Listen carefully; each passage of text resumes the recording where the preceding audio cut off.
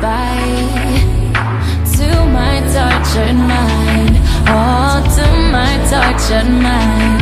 No, gotta take this painted paper. I won't miss it anytime. Oh, goodbye, tortured mind.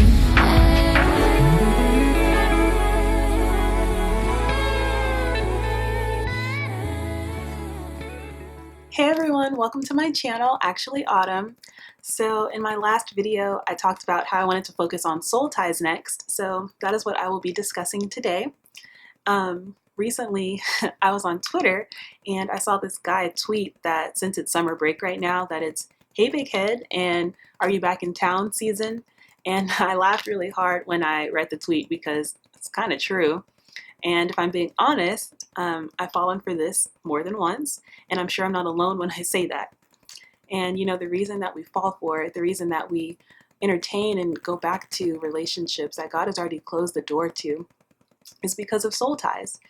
And I also mentioned in my last video how I feel like in our generation that we just bounce from relationship to relationship, to situationship to situationship.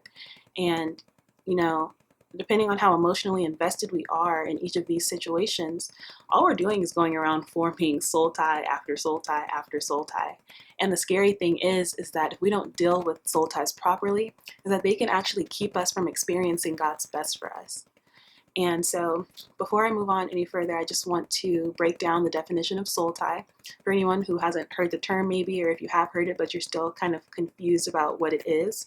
So I looked up the definition of soul and the definition of tie, and I looked up the definition of soul in the back of my Bible in the concordance. It's like a Bible dictionary.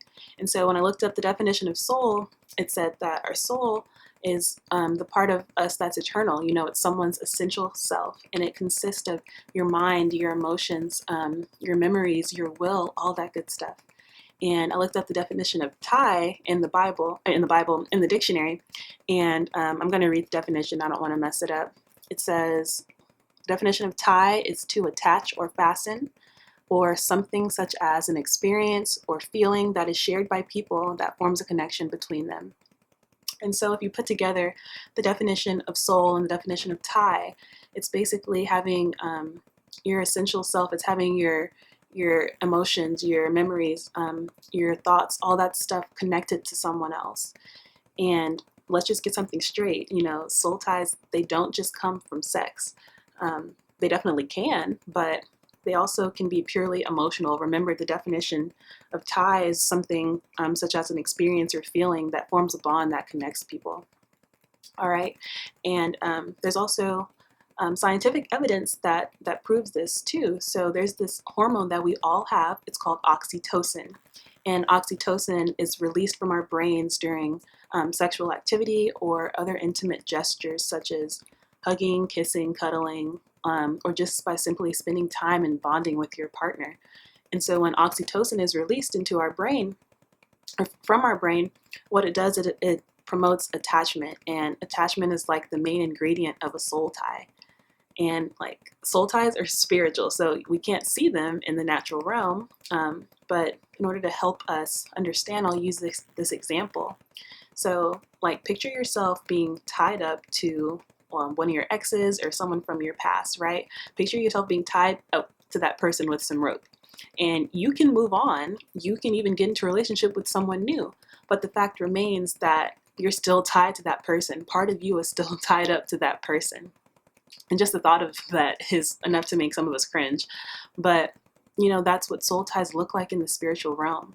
And for those of you who want to be married one day, who have that desire in your heart, it's like, how do you expect to give all of you to your future spouse when you still have parts of yourself tied up to different people from your past?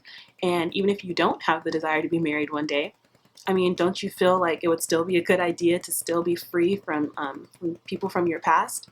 And so if you feel like you have a soul tie and you want to break it, then the first thing you need to do is you need to acknowledge the fact that you have it. You know, sometimes we can be in denial and we think we're over someone, but we're really not. So first acknowledge that you might have a soul tie with that person. And number two, what you need to do is you need to be intentional about cutting it. All right, so let's deal with acknowledging that you have a soul tie first. All right, so soul ties can be like wounds on your heart, or they can feel like wounds on your heart. And, when you have a wound, you have to acknowledge the fact that you have a wound in order for it to heal properly. You can't just ignore it. Like, if I broke my leg and I immediately just tried to like get up and start walking again on it, number one, it's going to hurt. I'm causing myself unnecessary pain. Number two, it's probably not going to heal in the right way because I'm acting like nothing happened. And it's the same thing with soul ties. You can only brush things under the rug for so long. You can only ignore things for so long before they come back out. It's going to come back out. And the thing is, I don't know about you, but I know when I find the one, God willing, that I don't want to go into that relationship with tons of baggage. I want to deal with that now. I want to work on it now. So deal with it now. If you have to cry, cry. If you're sad about it, be sad. Do what you got to do. But the thing is, you have to acknowledge your emotions. Don't mope around for a year, but definitely have or take some time out, to deal with what you're feeling. Don't be like me. Whenever stuff would happen with me, I would immediately like just start playing Janae. I would play Janae 24/7. And if you've heard her songs, you know that she has some pretty sad songs, and you can identify with them most of the time, but it's really not good to feed your spirit that negativity. Because what I found is that when I would listen to Janae, I would start to feel even worse about what happened. And one day, instead of putting on Janae, I turned on some worship music, and it's like my mood immediately changed. Yeah, it sounds cliche, but it's true because it's really hard to mope around and feel sad about your relationship with some guy not working out when you're praising Jesus. So another thing that really worked for me was journaling. So I love to journal. I love to write. I write about everything. And so get yourself a nice journal, keep it in a safe place, and just write out your emotions. Write out how you're feeling. It really is a good form of therapy for me. Maybe it'll work for you too. Yeah, and journaling is also a really good way, side note, to just see how you progress in life as a whole, like not just in relationship areas, but in life as a whole. I'll look back on my journal entries from last month and I'll be like, I was tripping over what? Like I was struggling with what? Like, thank you, God, for freeing me from that. So yeah, definitely invest in a journal. So, my point is, you just have to acknowledge your feelings. You can't just brush things under the rug because you don't want to go into, another relationship without dealing with things that have happened in the past one. And if you just want to be single for the rest of your life, that's cool too. But you should still want to be healed from things that have happened to you. So on to number two, healing. How do you do that? Well, number one, I would say to refocus your attention on something else. And no, not someone else. I hear people say the best way to get over someone is to get under someone else. And I hate when I hear people say that because that's like the worst advice ever. Don't do that. When I say refocus your attention, I mean on something productive, like reading your word more, spending more time with God, doing things on your bucket list, learn a new language, go travel, spend time with your friends, do some community service, join the ministry at your church, do something productive to keep your mind off of your situation after you've had your mourning period. Another thing to heal from a soul tie is pray. Prayer is really powerful, y'all, and it doesn't always have to be this formal thing. I talk to God anywhere. I love to talk to God when I'm driving. People probably think I'm crazy because it looks like I'm talking to myself, but God cares. Like you can talk to him anywhere. He cares about the little things. Just tell him how you're feeling. If that person pops into your head, just immediately go into prayer. Be like, God, please redirect my thoughts. Give me peace about the situation. What else? Let's see. If you need to, this is kind of extreme, but you got to do what you got to do. If you really can't get over this person, you need to unfollow them from all social media if you haven't, okay? Unfriend them, unfollow them, block their number if you have to. So when, you get sad and lonely, you can't text them when you have the urge to. Let's see, buy some sticky notes, get some note cards, tape them to your mirror or somewhere to where you can just read off of them, put positive declarations on them. Like, I declare that any ungodly soul ties I have are broken, Lord. I declare that you free me from them in the name of Jesus. Stuff like that.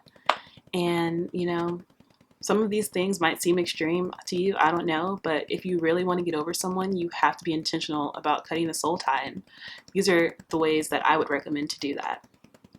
And in my personal opinion, I feel that you know that you're truly over someone when you know you can log into Facebook and see them, married to or in a relationship with someone else and genuinely be happy for them from the bottom of your heart.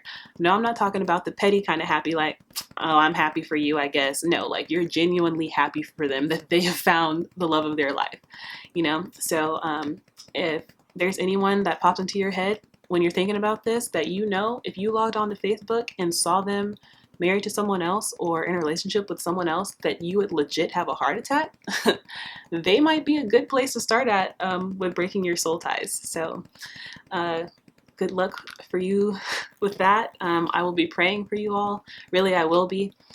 And that's all I have for today. If you haven't seen my last video, I did it on trusting God through your season of singleness. So if that's something you're struggling with, I definitely recommend for you to check that out. And you can also email me at actually.autumn01 It's confusing. Actually, Autumn was already taken already. But yeah, actually.autumn01. I'll leave the email in the description box below. So shoot me an email if you have a question or you just want to talk about something. I will be there. And yeah, subscribe to my channel. You can follow my blog on actuallyautumn.com as well. And I will see you all next time. Bye!